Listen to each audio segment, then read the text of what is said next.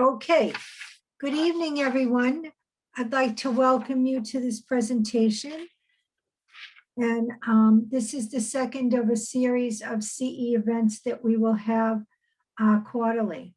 I ask that you mute your microphone through the presentation, and for the best viewing experience, please set your Zoom to speaker view. There will be 30 minutes of question and answers after the presentation. Regarding CEs, the college is an approved provider of continuing nursing education credits in cooperation with the New Mexico Nursing Association and the American Nurses Credentialing Centers Commission on Accreditation. For you to receive your CE certificate of completion for 1.5 contact hours, you must stay throughout the presentation and you must complete the post-activity evaluation by June 29th at 5 p.m. You will then receive your certificate by email 2 weeks after the 29th of June. There is a PDF attached to the Zoom chat, which provides you with the post-activity evaluation link. The goal of this learning outcome today is for empowering youth nursing research scholarship supporting adolescent health presentation. The attendees must achieve an 80% pass rate, and that's our goal for the certification. So the outcomes are to describe adolescent-specific social determinants of health and evidence that informs interventions. Identify 2 evidence-informed approaches working with adolescents. Explain the significance of research and policy to improve resilience and well-being in the adolescent population, as well as the community systems. There are no conflicts of interest, there is no commercial support, and there are no joint providers for this particular event. I would now like to introduce our guest speakers tonight. We are very honored and privileged to have 2 subject matter experts in adolescent and community health. The first person is Dr. Melody Avila, and the second person we see on the screen is Dr. Elizabeth Dixon. So could you wave to our participants? Okay, so Dr. Avila is a clinician educator for the family nurse practitioner and pediatric nurse practitioner programs. She is currently serving as a principal investigator on a funded research grant that's looking at adolescent health outcomes with the ADOBE program. This model of integrated multidisciplinary sustainment is for the whole family in primary care and psychiatric care, as well as navigation support. Dr. Avila serves on the New Mexico Board of Directors for School-Based Healthcare.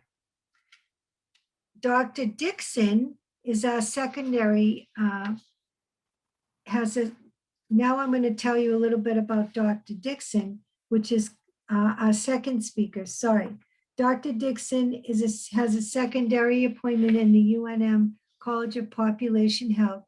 She has over 20 years of public health experience, including work in the Indian Health Service and the New Mexico Department of Health. Dr. Dixon's experience providing direct public health services and education to the adolescent population in school-based health settings is in both urban and rural communities.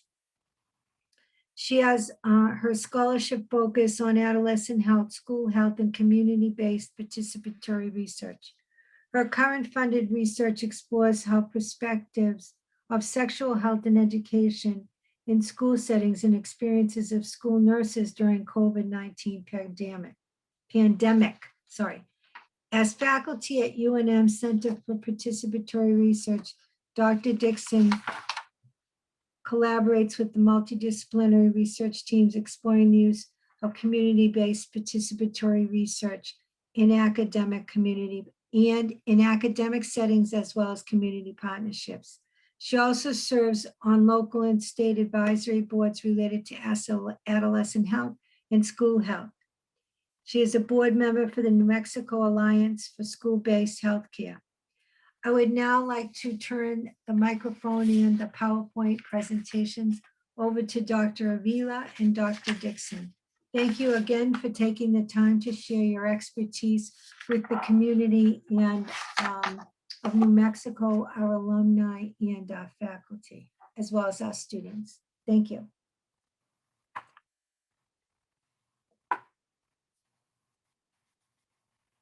All right, so thank you, Dr. Kelly. Dr. Dixon and I are going to be presenting Empowering Youth, Nursing Research and Scholarship for Supporting Adolescent Health. We currently have no conflicts of interest and no disclosures for this presentation. The learning objectives for this presentation are to describe adolescent-specific social determinants of health, identify 2 evidence-informed approaches to working with adolescents, and finally, explain the significance of research and policy to improve resilience and well-being in youth and our community systems. So I'd like to take a moment to talk about why adolescents are unique and why we want to work to help improve the health outcomes of this population. Adolescent is a time where there's a significant physical and psychological changes occurring. It encompasses the age groups 11-year-old to early adulthood up until the age of 21. It's broken up into 3 stages. So there is an early, middle, and late adolescence. During this time, we know the most significant physical changes are guided by puberty, but yet there is a significant amount of neurological development in the brain. The prefrontal cortex and our limbic system, particularly the amygdala, are the last to develop in the brain. So adolescents are still growing physically and mentally. Quick reminder that prefrontal cortex is related to judgment and problem solving, and our limbic system is tied to our emotional centers. All of this is also near our reward system, where addictive drugs and romance, or romantic love, exert their power.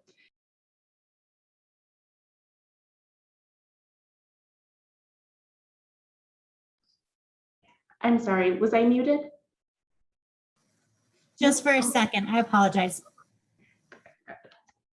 All right, at the beginning of puberty, the brain is being reshaped. Neurons and synapses, they proliferate in the cerebral cortex, and then they're gradually pruned throughout this phase. There's also a component of hormonal changes at work. The adolescent brain pours out these adrenal stress hormones, it pours out sex hormones, growth hormone, all of which also influence brain development. It's important that we examine these physical changes in the context of health. These changes are unique to adolescents and they are hypersensitive to new experiences. These experiences are what's going to guide that proliferation and that pruning of the brain. So often adolescence is viewed as a healthy age. There's not always a lot going on from a medical standpoint, and so their well child checks can get often overlooked. So sports physicals tend to be one of the primary motivators for youth coming in for checkups. But it's important that we are routinely checking in on these youth. Many of these experiences during and before this time can have lifelong implications, and it's important to address these health concerns early on for this population, particularly those related to adverse childhood experiences and social determinants of health. So now that we kind of talked about those structural changes that are going on and those hormonal changes that are happening, how does that translate into what adolescents are doing? And there's some key fundamental elements during this development. There is development of their social cognition, how they interact with others in the world, their feelings of acceptance, curiosity on finding who they are, belonging, identity, and attachment. we can all remember an event during our adolescence where we had an impact that shaped who we became and how we view this world. If we all take a moment to remember something that we enjoy, if we close our eyes and think about it, whether it's listening to music or being a part of a team, we can all remember how that made us feel. And that should stress the importance on how sensitive adolescents are to these new experiences. Belonging, identity, and attachment play an important role in these activities that youth participate in. There are healthy activities like being a part of a team or being a part of a sport. And we want them to develop that sense of belonging with their peers. And if youth don't have this opportunity, they will seek it elsewhere. So this is why we can also see high-risk activity in adolescence, is they're looking for that sense of belonging. So they can be drawn to some not so healthy activities, such as being involved in gangs. And so it's important as we make policies and as we do our research that we're setting up a community and we're looking at the social determinants of health that are giving the youth this opportunity. So looking at resilience. So there's two, you can kind of categorize these experiences into kind of two main ones. There's resilience and then there's adverse childhood experiences. Both of these have a tremendous impact of how these neural pathways develop during this time. Resilience is the adaptation to manage stress, recover from difficult circumstances, despite significant trauma and adversity. Adolescents are at a pivotal age where they're developing those coping skills and resiliency that can impact quality of life, mental health outcomes, and their ability to bounce back. Resilience is one of the key characteristics influenced by early childhood experiences and relationships. Recognition of this in high-risk youth can help us understand how individuals cope through trauma and these experiences. It's imperative that we address ways to remediate the impact of ACEs in high-risk youth and families to optimize mental and physical health and growth. So on this slide, we have the traditional definition or scope of ACEs. So adverse childhood experiences are potentially traumatic events that occur in childhood. They are often linked with chronic health problems, mental illness, and substance use disorder in adulthood.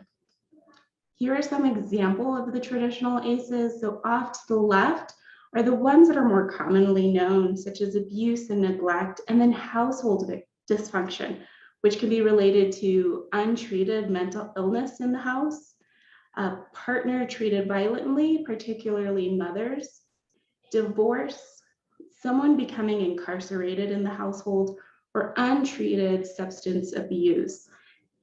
But this isn't an inclusive definition. We know that there are more things that can lead to trauma or impact someone's health. And so now that we're understanding ACEs a little bit more, we're also starting to understand those missing pieces that are related to our environment and more systemic ACEs that impact groups of individuals in our community. And this could also be things like racism, bullying, and discrimination. Here's a good visualization of going over kind of those more common ACEs that we're aware of, such as mental illness, incarceration, abuse, and neglect. But if we look down towards the bottom, these are adverse community environments. So things like lack of opportunity. We just talked about how the neural pathways are being developed for a sense of belonging. And so if youth don't have these opportunities, we're really limiting their ability to grow. I worked in a clinic up north, and a lot of the kids, there's about a 50% dropout rate. So a lot of these kids weren't having the opportunity to continue their high school education. And so looking at what is making that happen in that community, economic mobility and social capital, poverty, discrimination, community disruption, poor housing quality and affordability, and violence in the community. So looking at all of these together and how they're going to impact health. When we're looking at health, there's a whole array of things that ACEs can impact. Here's a little visualization of things like injury, mental health, maternal health, infectious disease. Some of these are tied towards high risk behaviors that can lead to these outcomes, and some of them are related to chronic stress. And I'll talk about that in a bit. Mental health, such as depression, tend to be some of the highest health outcomes we see tied with ACEs. So about 44% of individuals who've had 3 or more ACEs will also at some point be diagnosed with depression in adulthood. And then it can be followed by some substance use disorders, with tobacco being 33% higher, and heavy alcohol use is 24% higher in individuals who have a high ACE score. And so one of the questions is, so why do these adult health problems occur when the events happen during childhood? Many individuals don't even remember some of these events, as a lot of them can occur before the age of 3. And this happens because it's related to chronic stress, that eliciting that fight or flight response over an extended period of time will lead to some structural changes in our body, in our organs, and in our mind. There's the potential change of cerebral shrinkage that's related to an excessive amount of cortisol. And there's also some changes in the neurotransmitters during regulation of neurogenesis during childhood. So some common ones that we know of are serotonin, GABA, dopamine. All of those could change the way that they're regulated and potentially increase the risk for depression, anxiety, and lower stress resistance into adulthood. We know that these changes could also be generational, so that this impact of ACEs isn't isolated to the child, but it can have this ripple effect. For example, there was a systematic review that looked at 39 peer-reviewed articles, and it was clear that a multi- and transgenerational had a negative impact of untreated mental and behavioral health disorders within the family. We can often see family members facing some of the same adversity that we can identify in youth. So it's important that we address the family as an entire unit, or everyone that's living in the home. Furthermore, a person with a score of 3 or more potentially is associated with an early death, and it could be cut short around 9.5 years, so nearly an entire decade. So with understanding early death, mental health outcomes, things like educational concerns, we eventually have this impact on multiple generations, and it could eventually somewhat turn into a cycle. So it's important that we catch this early on.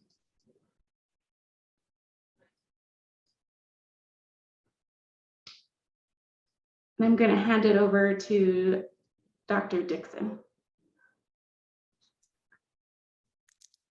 Thank you, Dr. Vila.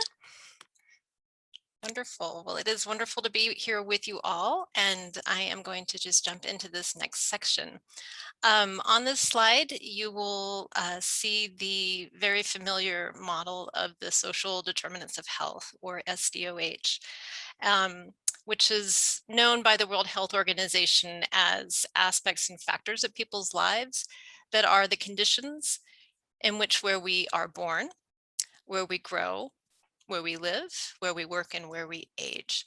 And we bring this model into this presentation when we're talking about adolescence in particular, because we know that the social determinants of health are structured, build the environment in which adolescents are growing up. And so the 5 factors here that are listed are very important for all of us, but in the context of this conversation this evening, in particular to the young people in our life. And so these 5 factors include, starting from the top, education, access, and quality, healthcare access, and quality of healthcare, the neighborhood and the built environment around the community where we are, the social and community context, and the economic stability. So each of these factors describes a really unique circumstance experienced by individuals and families that are shaped by resources, it's shaped by money, power that they have in their life to make choices that in turn shape policies that form this structural environment at the local, state, and national level. These determine these conditions in which we live and make choices in our lives. And for adolescents, that can determine where their family works, where they go to school, how they're able to interact with their family, their friends, or their community. And it's particularly important when we consider some of the ACEs that Dr. Avila was just talking about. The trajectories that children may be on that dictate so much of their health status and well-being, these SDOH factors, if changed in any particular way, can be modified, can change the health and well-being and status as well. And so there was a study by Viner and colleagues back in 2012 that was published in the Lancet that looked at health factors surrounding adolescence to try to determine which of these 5 factors might have the most impact. And so I ask you, which of these 5 factors do you think might have the most impact on a young person between the ages of 10 to 24? Next slide, please. What they found is all 5 of them mattered. Not surprisingly, safe and supportive families, supportive schools, having positive and supportive peer relationships. These things are all important and crucial to young people developing to their full potential and having the best health while transitioning into adulthood. However, they did find that the last 2 bullets on this slide, the education factors and economic stability in particular, were strongest out of all 5 of them in terms of determining adolescent health.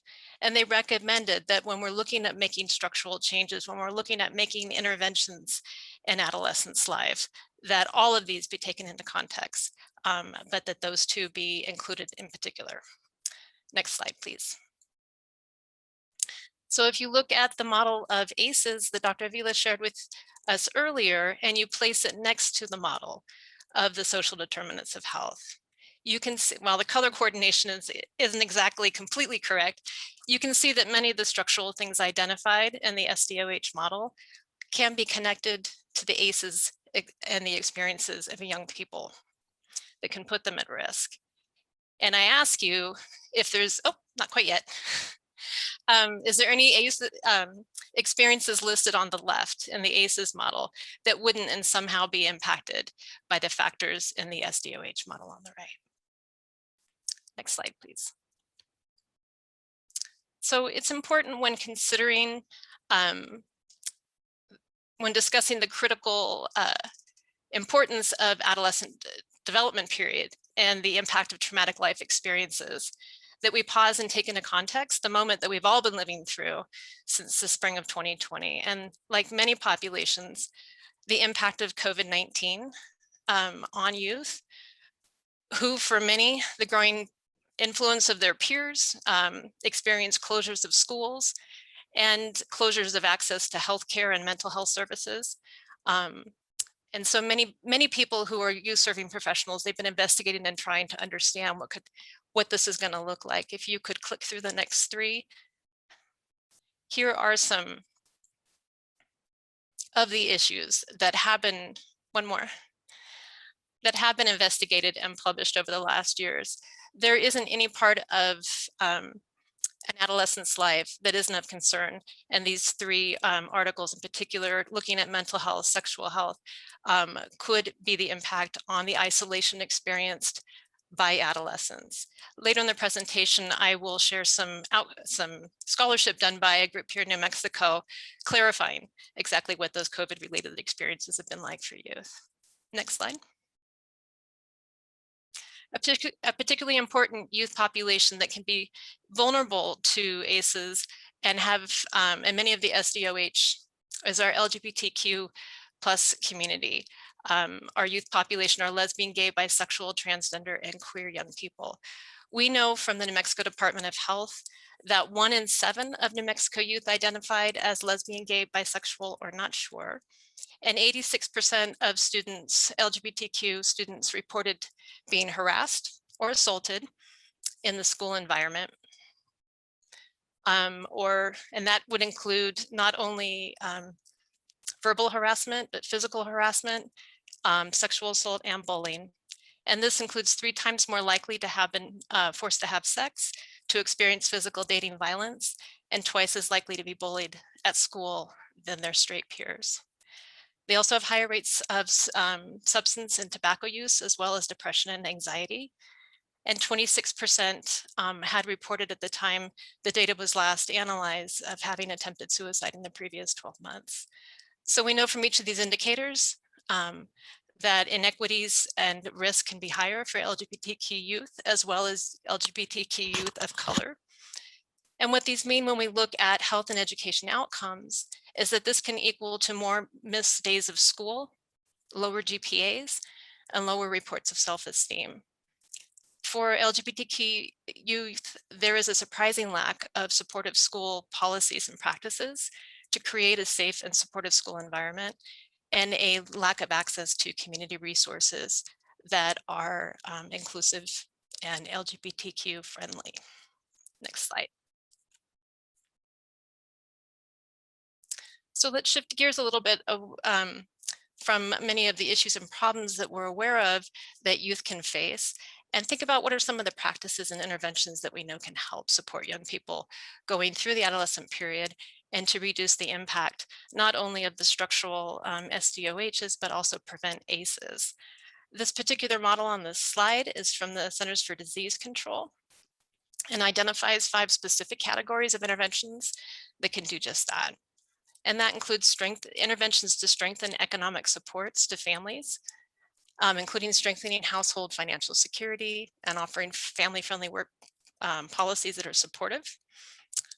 Change and promote social norms that support parents and positive parenting, including public education campaigns, advocating for legislative solutions and policies to reduce corporal punishment, and also to ensure a strong start for children by providing quality care and education early in life.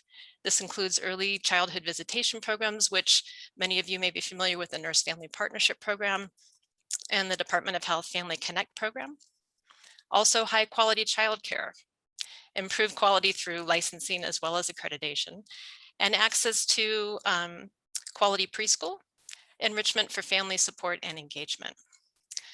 Also included on here is enhancing parenting skills to promote healthy child development, which again includes home visitation programs, providing care and developing parenting skills and family relationships, social emotional learning within the context of where the child is, as well as families, and safe dating and healthy relationship skill programs.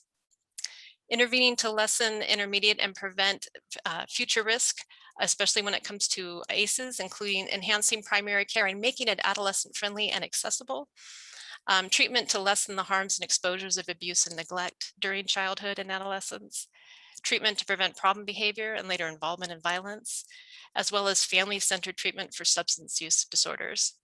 And finally, I would also include in this connecting youth to caring and trusted adults in their lives and activities where they can engage with those trusted adults. And a lot of these include mentoring programs and after-school programs.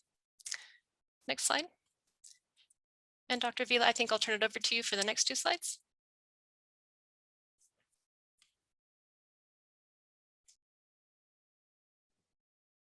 Thank you.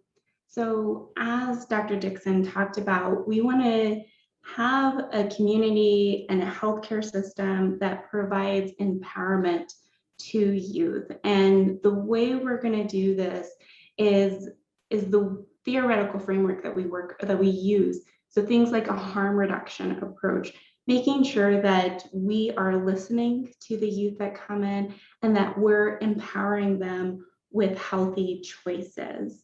And so oftentimes we know that telling adolescents not to do something is not an effective way of providing medical care to adolescents. The way we're going to do this is ask them what they want to do, what are their goals, and then us providing education to help make that possible. Some unique areas in healthcare that we could really shine and really provide a sense of empowerment are things like reproductive health. So talking to patients about their choices, whether they want to have babies or they don't want to have babies. I can sometimes see young women who they want to make the choice to start a family early on. And so we would support them in those choices, or if they didn't want to, or if they were pregnant and they wanted to terminate, making sure that we're giving them all of the education and access to medical care to do that safely, and that we're providing this in rural communities. Inclusive LGBTQ plus in healthcare, making sure that when we're training students and clinicians, that we are making it inclusive and encompassing these needs. So knowing that youth, for example, for transgender youth, they often know at a really young age, sometimes as young as 3 years old. And so that we are working with the families to help make a safe environment. Same with mental health, that we're empowering youth to make these choices, that we're getting them access to behavioral health services, and that we're providing confidential care, that we're reassuring them that this is a safe place for them to disclose their needs. And same with substance use disorder. A few years ago, nurse practitioners are now able to take the buprenorphine waiver and provide services. So making sure that we're educating them also for a pediatric population, and that we are not limiting things like medication assisted treatment to adults, but that we're starting early on and that we're recognizing those youth, and even youth that don't want MAT and say they're using intravenous drugs, that we're educating them about how to prevent HIV, that we're getting them access to clean needles, and that we're teaching them things like Bevel Up. So looking at these populations and the ones that can be vulnerable, and that we're really stepping up to help empower their choices and what they would like to do. This is going to lead to a decrease in unintended pregnancies and births. It's going to lead to higher graduation and vocational success, and it's going to increase resilience. Now they are communicating and talking with an adult who is supporting their choices, listening to them, and that is going to have a huge impact. For evidence-informed practices, we're talking about developing that resilience, right? That we are working on these policies that Dr. Dixon talked about, that is not just specific to health, but looking at the entire environment that they're growing up in, their community, and working on making sure that we're focusing things on education and resources.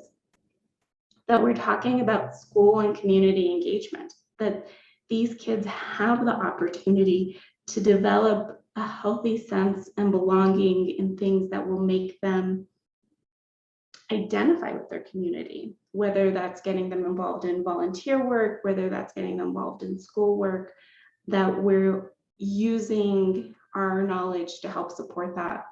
Providing primary medical care and mental health services for the entire family. We see a much greater outcome in the mental health treatment in youth when we take care of the entire household.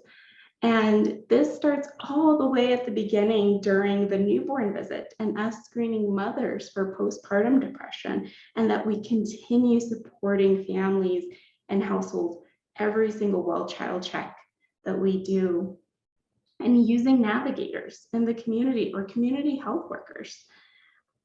We need to work together to know what are these resources. There's not one nurse or one clinician who can know all of the resources. So working with the experts in our community, and that we're relying on them to be able to provide these services and help family navigate through this. Telehealth services, I would say one of the benefits that we've seen over the last year is the improvement of access to care through telehealth. And so Some early studies have suggested that we can see an increase in adolescents being able to contact their provider through telehealth services. A lot of adolescents don't have the ability to drive or get to their primary care office, but if they're just a phone call away, we can see an increase in access to care, especially as schools have closed and they're not able to be at school-based health centers. Using that harm reduction approach, and that we're making inclusive policies for our LGBTQ plus youth.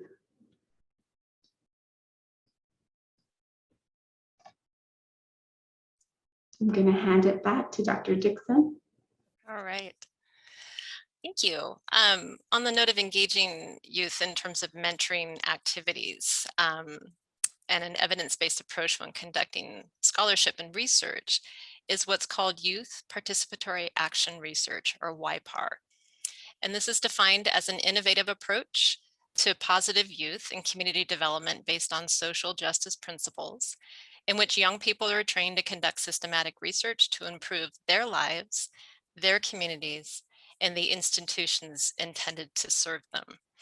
And this is a really powerful approach to engaging youth to ask larger questions and engage them as partners and have them involved in scholarship and research. The characteristics of YPAR that are important to remember is that it really has its roots in education.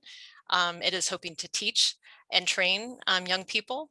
It's also characteristic that it's increasing the power that young people have and the voice that they have to contribute positively to their own development and to their own lives.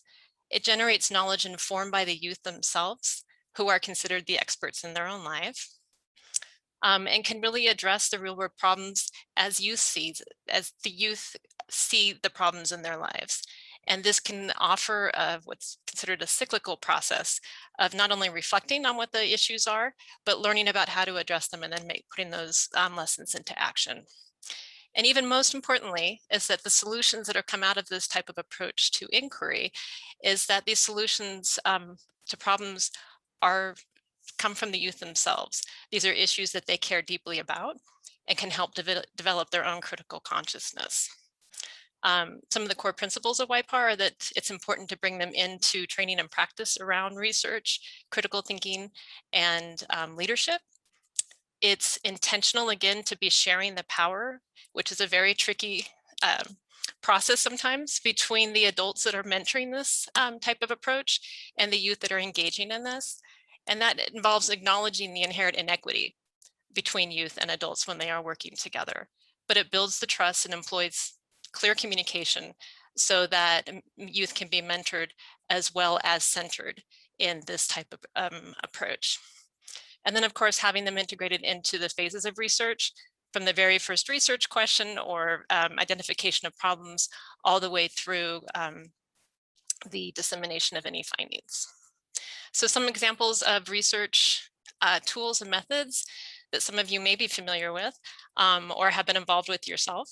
Youth have been involved in creating and administering surveys, as conducting interviews or even focus groups, collecting documents, and being involved in a specific type of method called photo voice, where they are actually documenting through digital or visual photos and images the experiences that they're having, and that is the data that they're actually collecting. Next slide. It's important when talking about kind of the national narrative, the importance of adolescence and involving and focusing on the issues around youth by bringing up the 2019 publication from the National Academies of Sciences, Engineering, and Medicine called The Promise of Adolescence, Realizing Opportunities for All Youth. This report really highlights and describes the unique challenges that many of which Dr. Vila and myself have pointed out that youth face, but it also really highlights the unique opportunities and capacities that young people experience to the strengths that they have, of the positive experiences, and that key window of time that they're going through that can actually mitigate a lot of the harmful experiences that they've had. The neuroplasticity that Dr. Vila was talking about, that their brain is developing, really provides this key window of time where evidence-based interventions can have a tremendously powerful impact on their lives and the ripple effect of the other people in their lives as well and their family. The recommendations from this report really focused on policies and programs to reduce disparities that youth are experiencing. Again, highlighting in on the educational and the economic influences in their life and the resources available in their communities. Also really highlighted and emphasized the importance of implementing evidence-based approaches to address exposure to violence and trauma. And also highlighted a really key important for many of us that are healthcare providers and work within care providing systems, is that we need to reduce the bias in decision-making in adolescent serving systems. And this could include educational systems, child welfare systems, youth incarceration, social and behavioral health systems. These systems that are adolescent facing services, it's incredibly important that that bias is addressed and reduced. Next slide.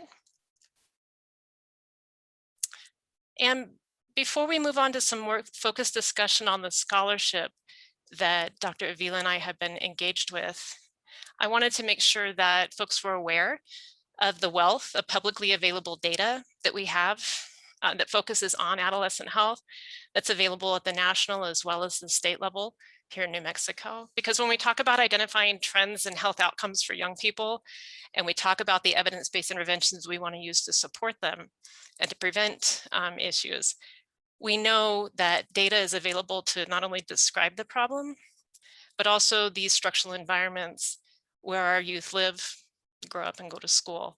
And so there are many out there, but I really wanted to highlight these three. The first is the Center for Disease Control, the CDC's, has their own division specifically devoted to adolescent health called DASH, which is the Division of Adolescent and School Health. And this is the division in partnership with many state health and education agencies that oversees a national survey data collection called the Youth Risk and Behavior Surveillance Survey, or YRBS. And this particular survey is the only one that is administered and taken directly by young people in high school. It's collected every 2 years. I think it's going on right now in 2021 because the last was done in 2019. And on this website link, which we'll make sure that you all have available, there's online data analysis tools, there's publications, there's report, all of it focused on adolescent health. And the YRBS in particular has self-reported risk behavior as well as protective factors identified directly by the young people taking the survey. The second one there is the New Mexico version of the YRBS, or what we call in New Mexico the Youth Risk and Resiliency Survey, and that's YRRS. And again, same type of data is collected directly from youth, and this is a collaborative effort between the Department of Health, the Public Education Department, and the UNM Prevention Research Center. In New Mexico, we are also asking questions about resiliency factors, which include parental involvement, trusted adult involvement, group and extracurricular activities, peer relationships, and goals and plans that aren't included in the national survey. We did add questions on ours.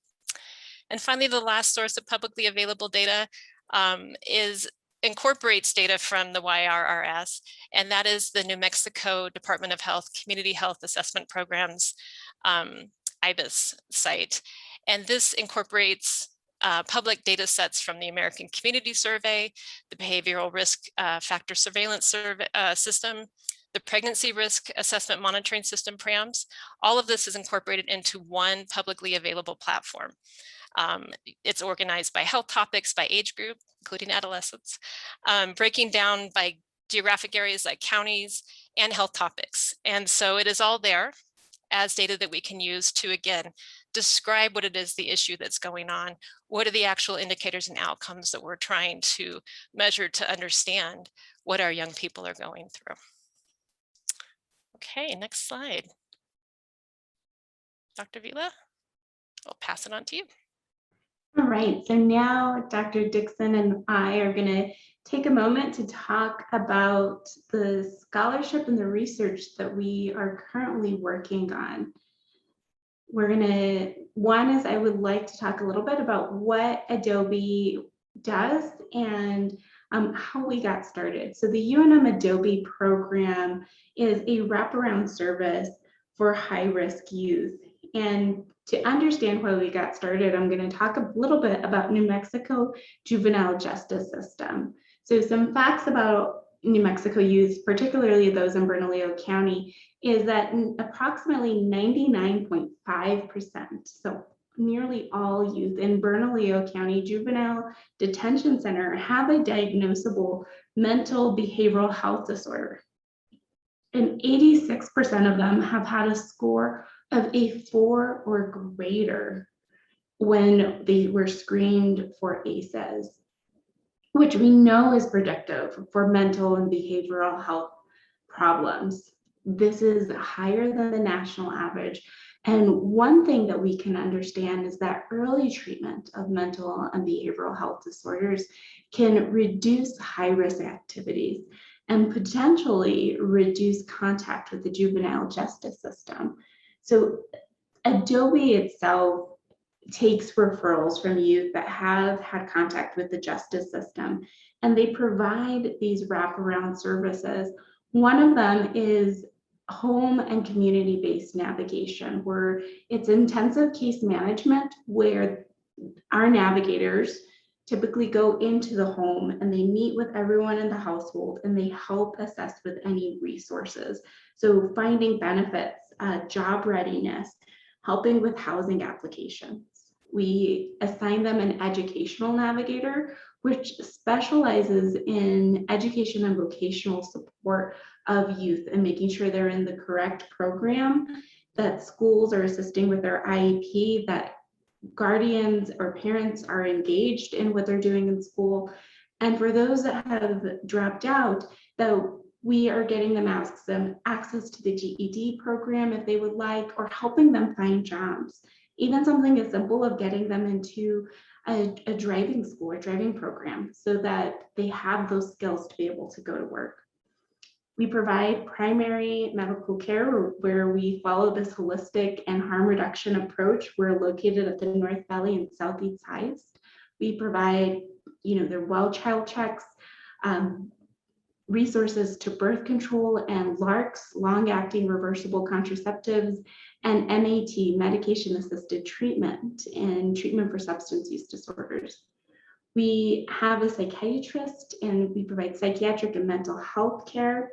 And then we are paired with UNM Law Clinic, which provides legal support. We make legal referrals to UNM Law Clinic, and they can help with any custody concerns, any concerns with landlord or tenant issues, or if they come across any immigration concerns.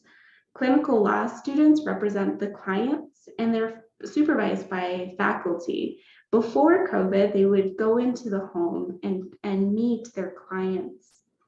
So this new project that I am working on with ADOBE is called UNM ADOBE Portal, where in addition to this support, we're also going to start providing behavioral health services.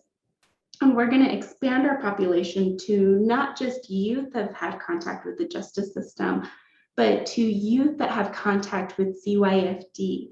So it's estimated that there's a high level of adverse childhood experiences in youth that have had contact with CYFD. So if we could start working with youth before they have contact with the justice system, we're hoping to help decrease those high-risk activities and helping keep them out of the justice system. Preliminary data currently with the ADOBE program has shown a decrease in recidivism rate. So it's currently estimated about 50 to 70% of youth offenders who have contact with Bernalillo County will return back to the justice system. And the youth that have participated with ADOBE, it's a decrease to only 21% recidivism rates. So providing this whole wraparound care and getting whole treatment to the family has really helped improve those outcomes, not only for health, mental health and physical health, but also those social and environmental concerns that they might have. ADOBE Portal is a randomized controlled trial that we are doing specific towards Hispanic youth in Bernalillo County. I'm going to pass it back to you. Thank you. All right. Thank you so much, Dr. Vila. Two pieces of scholarship that I wanted to share with you all.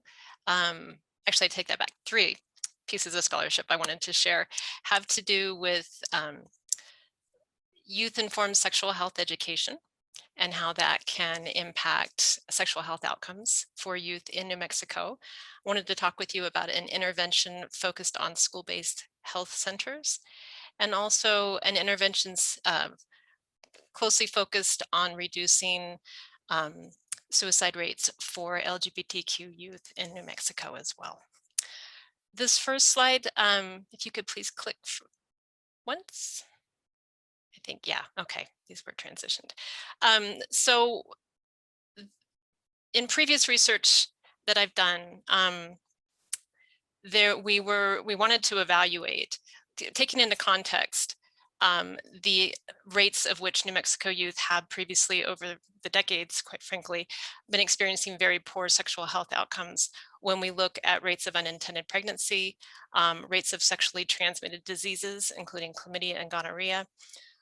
We wanted to better understand what were some interventions that could mitigate that. And one of those interventions that we know is sexual health education. And sexual health education, when we say sexual health education, we're talking about evidence-based, medically accurate, age-appropriate sexual health education that is comprehensive in content, meaning it doesn't exclude any content. So as I conducted previous research to describe what the state of sexual health education is in public schools here in New Mexico, I came from the point of view that I believed the 2 individuals that would best know that what was being taught were the 2 individuals in the classroom at the time it was being taught, and that included the educator and the student.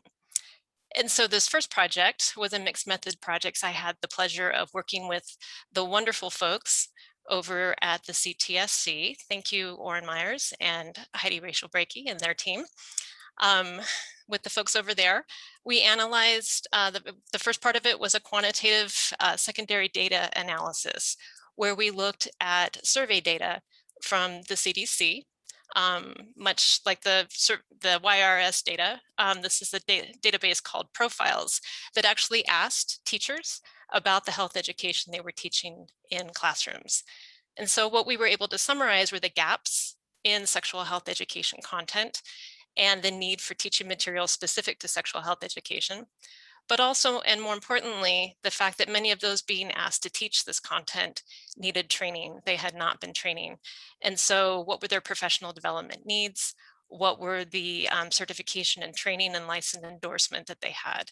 So we were able to analyze that data and make some specific recommendations to support those people in the schools who were having to teach sexual health education that was required.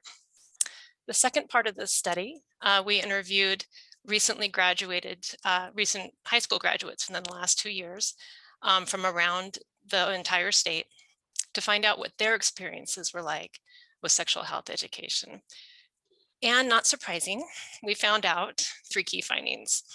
One was that youth truly do want and need sexual health education in the school setting. And the second finding we had was what they were currently receiving. They identified as not being tremendously helpful or as having very little impact on their life. And the third point that they identified was that the person teaching sexual health education in school, it really mattered. And they were able to identify specific things that were helpful and recommend some very important factors that they thought were important for the person responsible for teaching sexual health education. So again, much to the context of centering their voice, we were asking them what was going to work for them, what did they need, and this is what they were able to provide. And so building on these findings, if you would click again one more time, We have designed a really unique intervention that we hope to pilot test soon, waiting for that right funder, using the YPAR framework that I described earlier.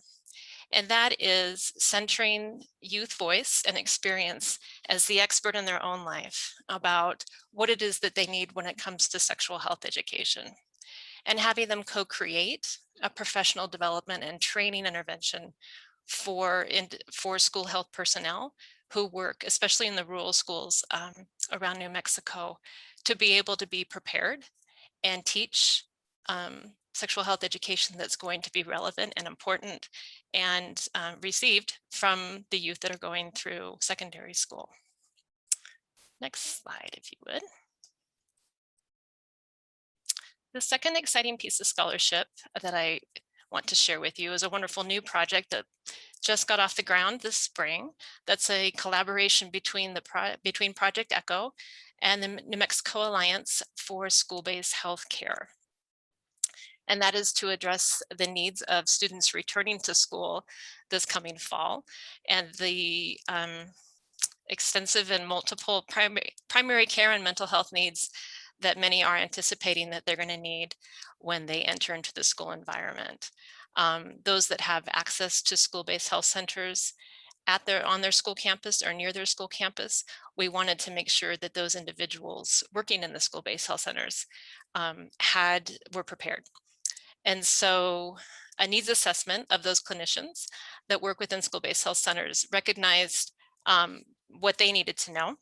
And with the generous support of Project ECHO and a collaboration with the New Mexico Department of Health, their Office of School and Adolescent Health, as well as the Alliance for School-Based Healthcare, we have designed and are beginning next week to implement. If you want to click one more time. This is the flyer.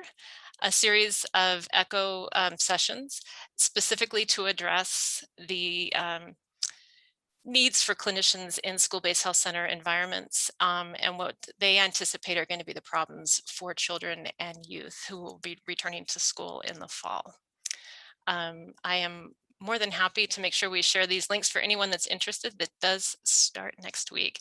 And we're hoping to build on this to address, again, have a community of practice built for those individuals who are working in often very isolated spaces in school-based health centers to be able to collaborate and learn from their colleagues across the state that are trying to address many of the same issues. If you could click one more time. Great. And then the final piece of scholarship I wanted to share with you is an important youth-focused research project that I've had the privilege to support as a member, as an advisory group member here in New Mexico.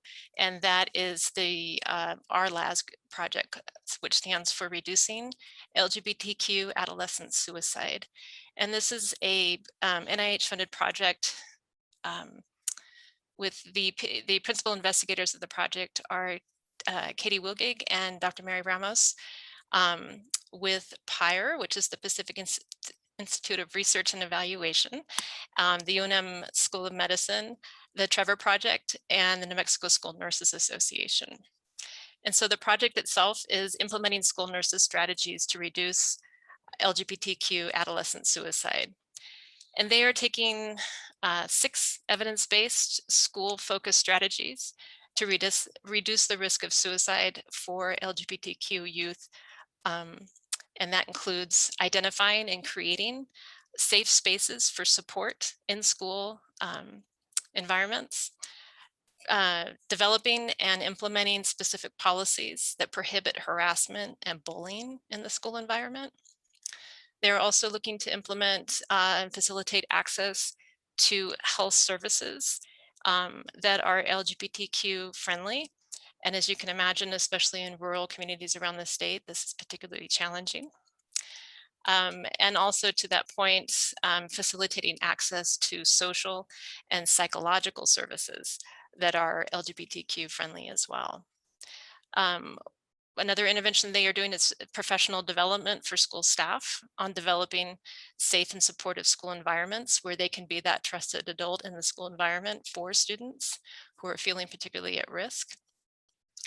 And then the final evidence-based strategy they are implementing is to develop and implement LGBTQ inclusive health education curricula, including sexual health education, and identify and implement specific materials that are inclusive of LGBTQ youth and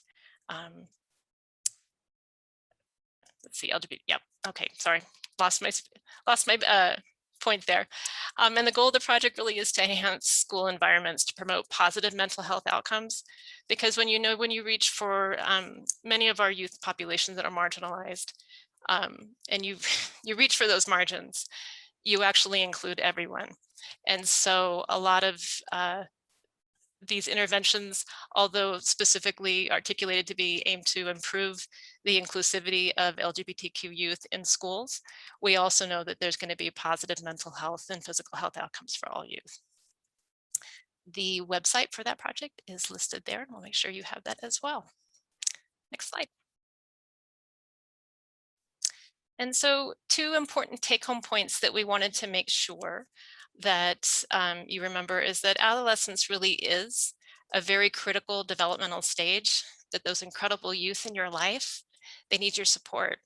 And while they may look like, and they may sound like, and sometimes act like adults, they're not. They are still growing and they are still maturing into the amazing adults that they will become with our help. And the second point is that the evidence-based interventions during adolescence really can strengthen the protective factors in youth lives, as well as reduce those risk factors and the impact of ACEs and the SDOH structural factors. We need to look for those opportunities in the systems we work in the places where we are able to have contact with young people. Look for those opportunities to integrate these evidence-based interventions so that we can help strengthen the environment where they are growing.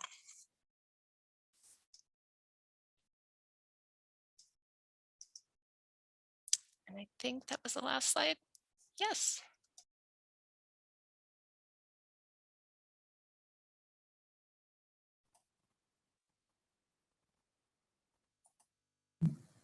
Thank you both so much for your presentation. We really appreciate it. I'm now going to open up to any questions.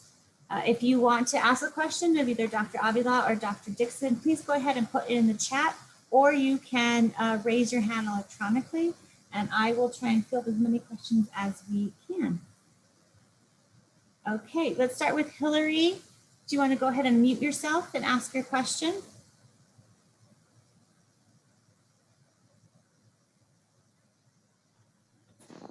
Yes, I work over at the Young Children's Health Center where I'm fairly new there, but we do work with a lot of adolescents. I'm just wondering how well the providers there might be informed of all these programs going on. Is it just, I guess you indicated next week, a lot of this is like starting and happening. And I'm just wondering how well this will be able to be put into practice. During well checks and checkups, et cetera.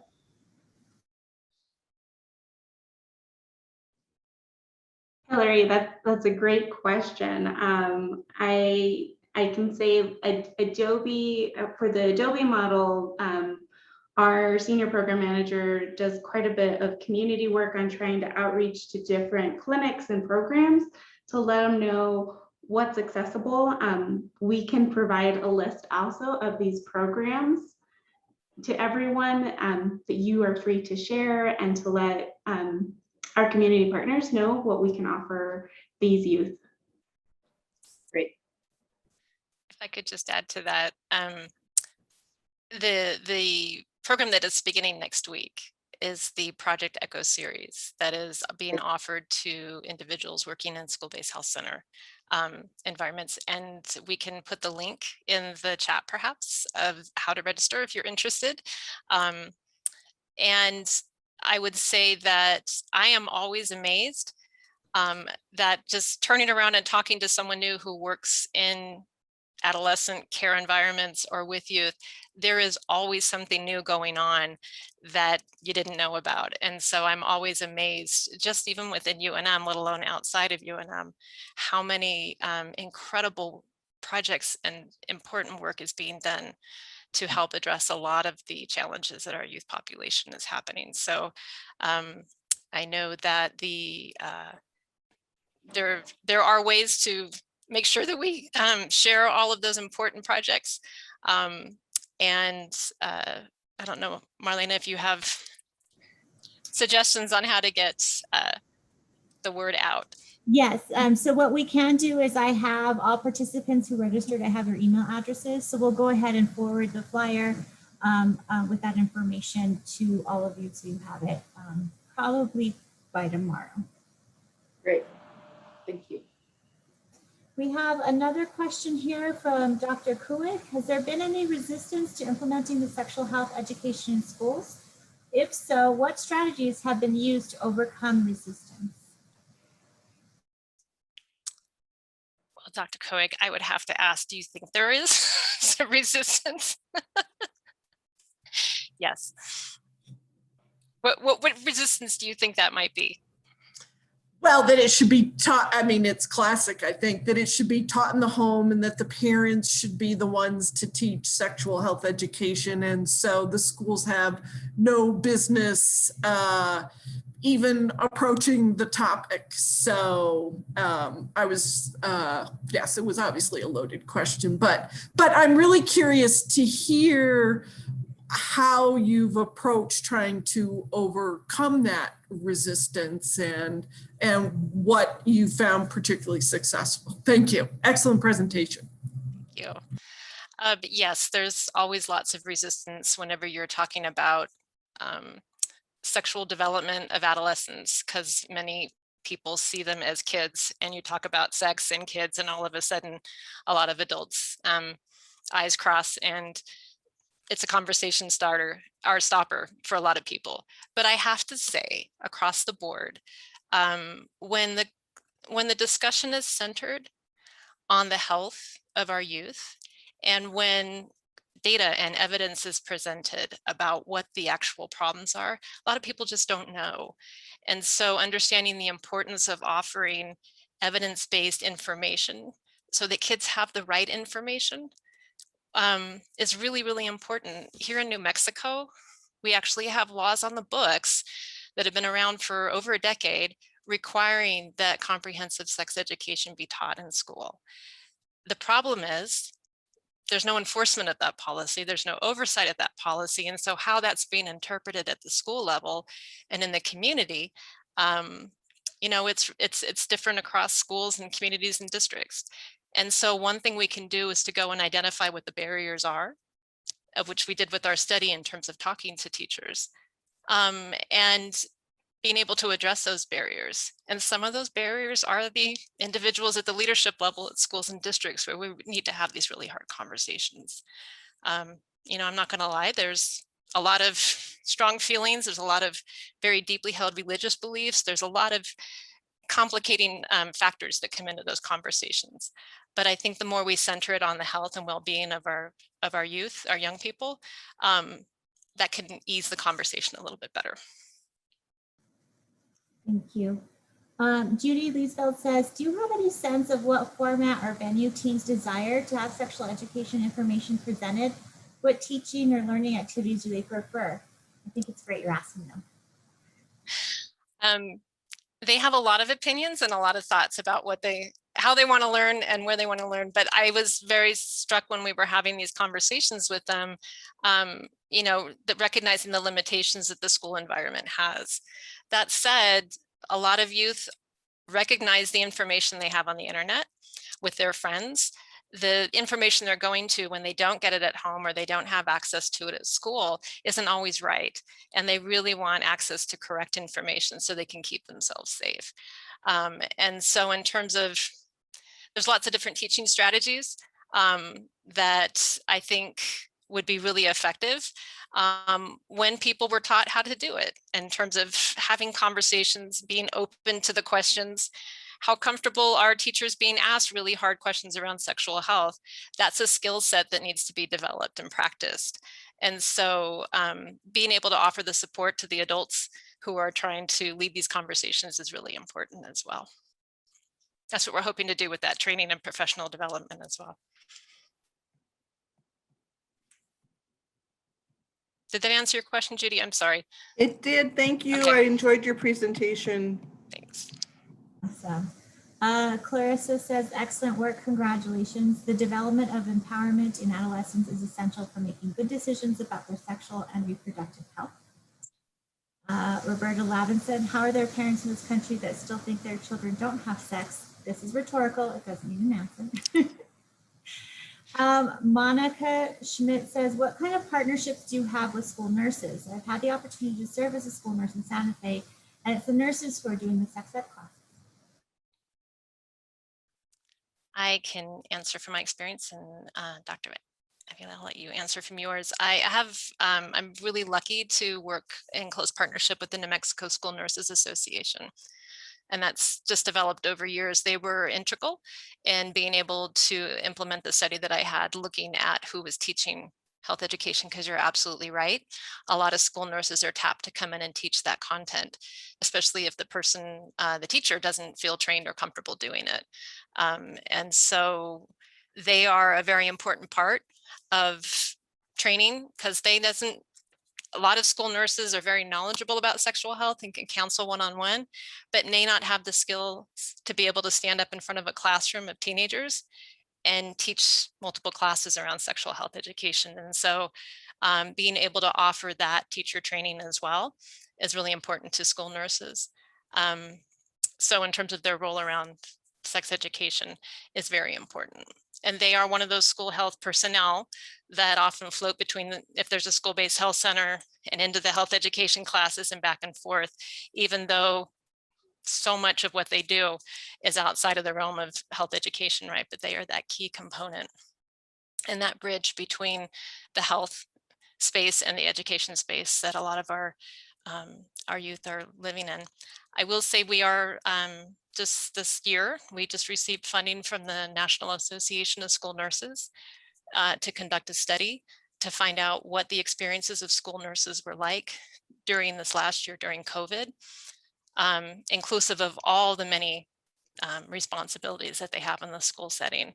And so we're hopeful that that can not only be informative for them, but also be able to directly translate into some policy recommendations to our state leaders about the importance of getting a school nurse in every school, which we don't have currently here in New Mexico. Melody, I didn't know if you had anything you wanted to.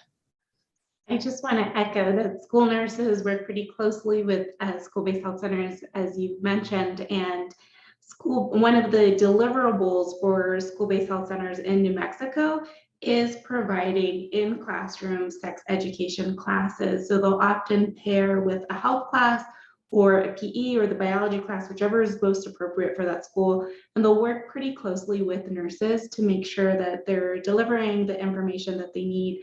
And most school-based health centers also have a community health worker who has a little bit, sometimes extra resource or time to be able to do some training, to get trained about sexual education and safe practices, and they can also help assist school nurses. Thank you. Are there any other questions that we have for our presenters? I have a question. When you teach, it's a great presentation. I learned quite a bit. Thank you for sharing your expertise. I had a quick question. When you do this sexual education classes, do you separate the genders? Are you talking about my personal practice when I teach sex education, or generally is that the expectation? What, either way, I just was curious if they put the people who identify as male in one room and the individuals who identify as female in another room, or do they do it in a mixed classroom? So it's going to be different in every school, depending on the age of the students, depending on the grade. If you're talking about a puberty class for 5th graders, it's going to be very different than you're talking about a sexual health education class for 11th or 12th graders. Right. Generally, the practice, the general, well, I'll put it this, the recommendation as it stands now from the experts in the field is that you do not need to separate genders when you're talking around sexual health. And I can tell you from the conversations with the youth that we had last year, they didn't see it was necessary, even though they would acknowledge that there's definitely some awkward moments of conversations and questions, but that they really want to learn from one another. And I think we don't often they aren't, their perspective isn't always taken into consideration in terms of what they want or what they feel would be helpful for them. And instead it's a conversation of, well, we want to teach the girl topics to the girls and we want to teach the boy topics to the boys, not realizing there's tremendous value in understanding different genders, different identifications, different needs, different body changes, what's going on, all the things that can happen during adolescence and puberty that are important.